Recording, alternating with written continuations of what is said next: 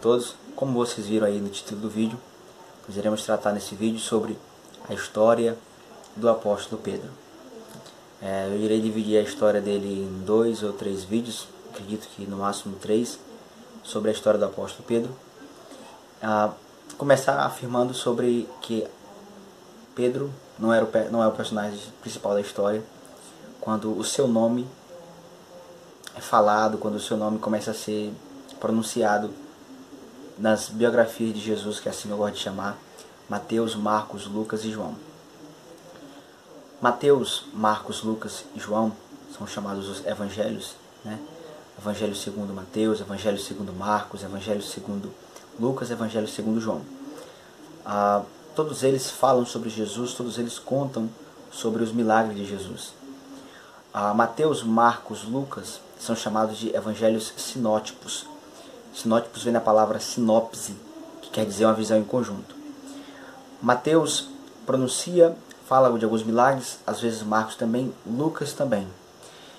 Por que eu estou falando isso? Porque a história da chamada, do começo, de onde eu quero começar esse vídeo, o primeiro tópico, o chamado, a forma como Jesus chamou a Simão, que é o primeiro nome dele, Mateus, Marcos, Lucas e João escrevem de forma diferente sobre o modo como Pedro, Simão, o modo como Simão chegou a se tornar discípulo de Jesus.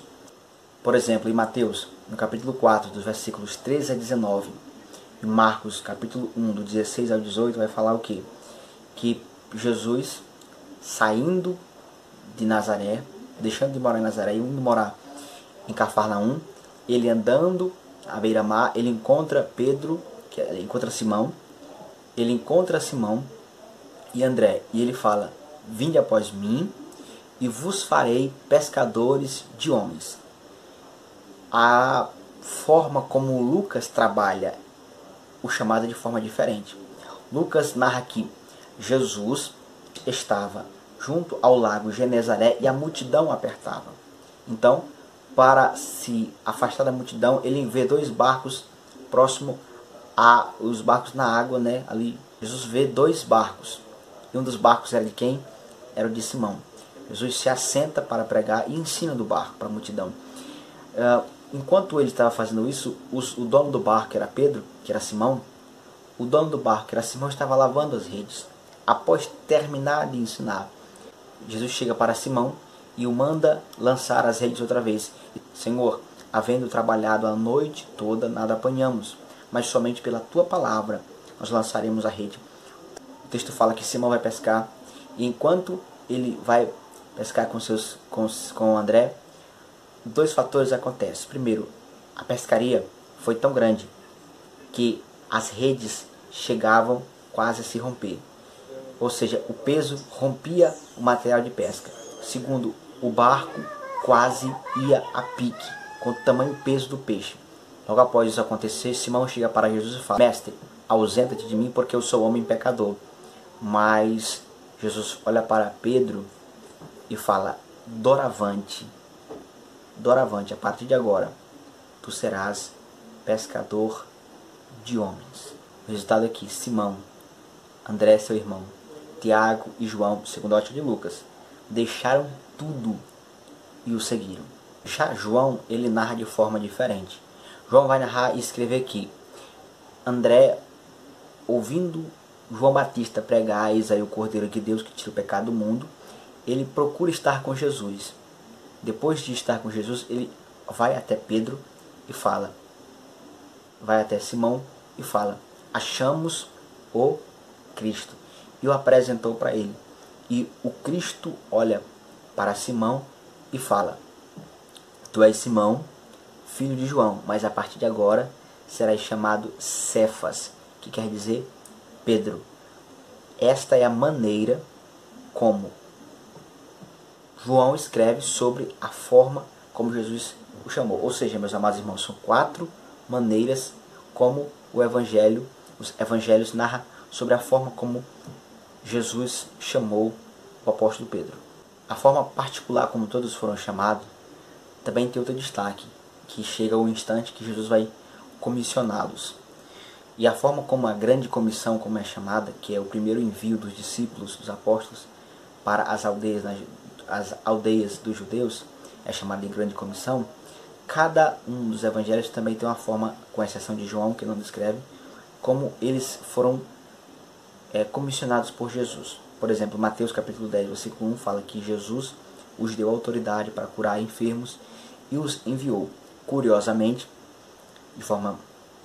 de forma interessante, é válido salientar que o primeiro dos 12 nomes da lista é Pedro, Simão Pedro, que é o primeiro nome da lista. Segundo, Lucas escreve sobre a forma como Jesus também comissionou os 12.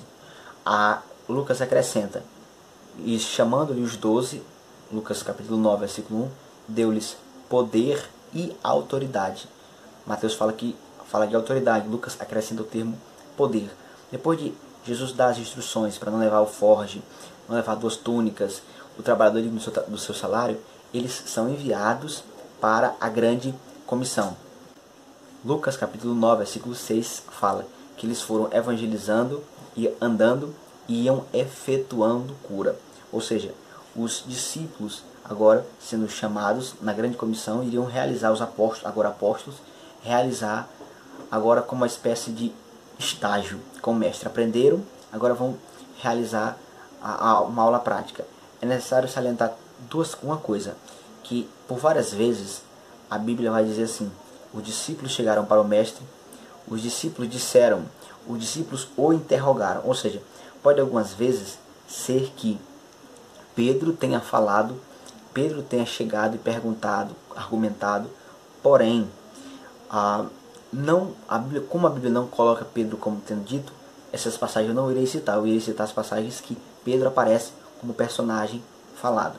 Mateus, usando o termo apóstolos, a palavra apóstolo significa alguém que é enviado como embaixador que representa quem o enviou. Essa era a tarefa dos apóstolos. Uma outra passagem muito interessante a ser destacada aqui, nas passagens que Pedro aparece, é a passagem em que eles estão num barco e Jesus vai até eles. Mateus, no capítulo 14, vai narrar que Jesus, tendo realizado a multiplicação dos pães e peixes, ele começa a despedir as multidões e pede para os discípulos passar ao outro lado no barco. Havendo despedido a multidão, Jesus sobe o monte e vai orar sozinho. E Cristo percebe que já era tarde e que os discípulos estavam no barco e as ondas o açoitavam. O texto fala que era a 4ª vigília da noite, ou seja, era entre as 3 e as 6 da manhã. E Cristo vai agora ao encontro deles andando sobre as ondas. Quando eles o avistam, eles pensam ser um fantasma. Pensando ser um fantasma, eles têm medo, mas Jesus chega e fala: sou eu, não temas. E quem aparece agora na história? Pedro. Simão Pedro olha e fala: se és tu, Senhor, manda que eu vá até ti. E o Senhor fala: vem. E Pedro começa a caminhar sobre as águas. Que cena maravilhosa deve ter sido essa cena.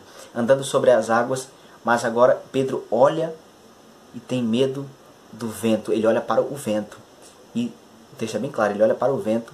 Em Mateus, que ele fala que ele olha para o vento e cai, começa a afundar. E o texto fala que ele grita, ele clama: Senhor, salva-me. Jesus pega Pedro pelo braço e fala: homem de pequena fé, porque duvidaste? E ele sobe para dentro do barco. E quando eles subiram para dentro do barco, os discípulos o adoraram, dizendo: verdadeiramente és o Filho de Deus. A primeira aplicação é a forma como Cristo chamou a Simão. Deus tem nos chamado à salvação. A maneira como Cristo nos chama, claro que a chamada de Pedro se refere à chamada apostólica, mas Cristo nos chama para vivermos uma vida agora segundo o plano da sua salvação. Pode Deus estar lhe chamando através da TV, do rádio, das mídias sociais, mas Cristo está nos chamando. E esse chamado é um chamado para a salvação. Porque quando Cristo entrou no barco de Pedro, ele não entrou no barco para simplesmente encher o barco dele de peixe, ou seja, satisfazer a sua necessidade momentânea. Não. Cristo entrou no barco de Pedro para mudar a história de Pedro, para trazer salvação para Pedro. Cristo nos chama não para nos dar satisfação pessoal apenas, para nos dar provisão material apenas, mas Ele tem nos chamado primariamente, principalmente, um chamado à salvação. Como os discípulos que efetuavam curas, que passaram a ter uma nova vida, o texto fala que eles efetuavam curas. Cristo tem nos chamado para vivermos, se atentarmos ao chamado dele, vivermos bênçãos espirituais. Depois disso, nós ouvimos que Pedro viveu experiências depois da comissão de agora andar com Jesus e ver Cristo vindo e caminhar sobre as ondas. Algo interessante, Cristo viu de longe o barco sendo açoitado pelas ondas, pelo vento. Ou seja, aqueles que atendem o chamado do Mestre, mesmo estando em grande aflição, Cristo de longe está olhando, está atendendo, está vendo que as aflições que passamos, em uma hora Ele vai caminhar em direção ao nosso barco que está passando por tamanha dificuldade. Segundo, aqui se observa as 3 finalidades que o vento teve na vida do apóstolo Pedro nesse exato momento. O vento, quando agitado e Cristo tendo vindo à direção deles, permitiu que Pedro vivesse uma experiência espiritual mais forte, porque Pedro vendo Jesus, Pedro pede para ir ao encontro do Mestre. Segunda coisa é que o vento, ele é esclarecedor, porque Pedro olha para o vento, sente medo e afunda, e ele faz o que? Ele clama ao Mestre por salvação. O vento, ele nos faz reconhecer quanto necessitados nós somos de Jesus, porque se Pedro permanece andando perfeitamente sobre as ondas, poderia se tentar-se haver uma comparação com Deus, mas ele era ser humano, e como ser humano falho, nós necessitamos da mão do Senhor para nos socorrer. Terceiro lugar, através de Cristo, o vento produz adoração genuína, porque quando aqueles homens viram Jesus andando por sobre as águas, quando os dois, ambos entraram dentro do barco, eles falaram, verdadeiramente és o Filho de Deus. Se esse vídeo lhe edificou, deixe o seu like. Se esse vídeo lhe edificou mesmo, compartilhe ele com seus amigos, com seus familiares, nas suas redes sociais. Deus te abençoe, Deus te guarde. Até o próximo vídeo.